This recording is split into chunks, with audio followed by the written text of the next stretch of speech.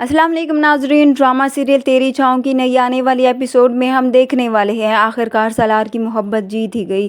वदीमा और सलार की शादी हो जाती है। सलार वदीमा को पाकर बहुत खुश होता है। वदीमा भी सलार की मोहब्बत को देखकर अपने किए गए फैसले पर उसे कोई पछतावा नहीं होता, मगर वो इतना ज़रूर चाहती है कि उसका बाप उसकी शादी को कबूल कर ले।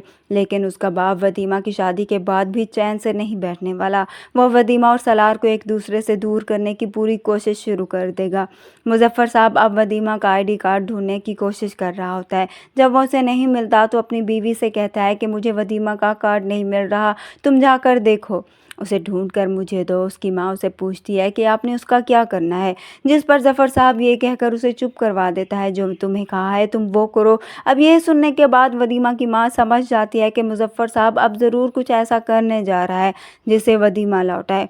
इसलिए वो मुजफ्फर साहब को समझाने की फिर से कोशिश करती है कि कैसे बाप हैं आप, अब जब आपकी बेटी की शादी हो चुकी है तो उसको खुश रहने दे, उस पर जुल्म आप क्यों कर रहे हैं, अपनी ही बेटी की खुशियाँ छीनने की खातिर सब कुछ आप निछावर कर रहे हैं।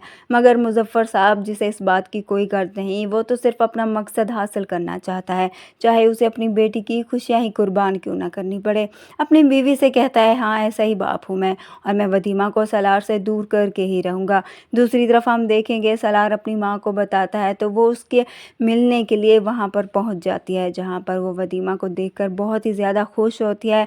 सलार की माँ वदीमा से कहती है, मेरे बेटे की पसंद बहुत ही खूबसूरत है, जिस पर वदीमा उनकी मोहब्बत और अपनायत को देखकर बहुत मुतमईन हो जाती है। सलार की माँ अब अपनी बेटी को भी सख्ती से मना करती है कि सलार की शादी के बारे में किसी से भी जिक्र ना करे और ना ही उसके बाप को कुछ बताए। दूसरी तरफ वदीमा, जो बहुत ज़्यादा परेशान होती है, सलार से कहती है, क्या होता अगर कोर्ट में तुम मेरे बाप को वहाँ आने देते, मैं किसी तरह उन्हें मना लेती। मगर सलार, जो बेपनाह उसे चाहता है, वदीमा से कहता है, मैं हर उस शख्स को रोकूंगा जो हमारी ज़िंदगी में दखल देगा।